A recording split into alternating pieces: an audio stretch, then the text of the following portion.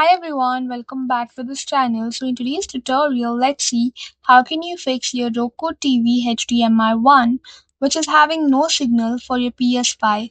So here's a guide for your black screen input which is not working. Fix 1. Confirm the power. Ensure TV is on and not in standby or screensaver mode. Press a button on the Roku remote to wake the display. Fix 2. Connect directly. Unplug PS5 from any AVR or soundbar. Connect directly to the TV to isolate hardware failure. Fix 3. Reseat HDMI cable. Ensure the cable is firmly connected to both the PS5 and the TV. A loose connection at either ends results in a no signal status. Fix 4. Confirm input 1.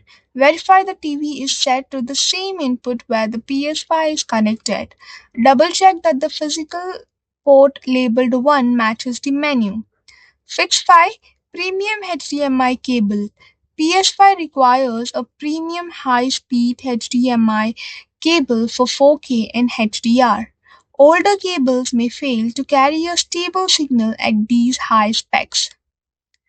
Fix 6. Different port. Plug PS5 into HDMI 2 to test if the original port has been failed or not. Fix 7. Try different device. Plug another device into HDMI 1 to test the TV port itself. Fix 8. Cable reset cycle. Disconnect all cables including the power cord for both TV and PS5. Reconnect everything to force a completely fresh HDMI handshake. This resolves stale connection states where the port won't display. That's all for the video. Thank you for watching. Don't forget to like, share, comment, and also do hit the subscribe button.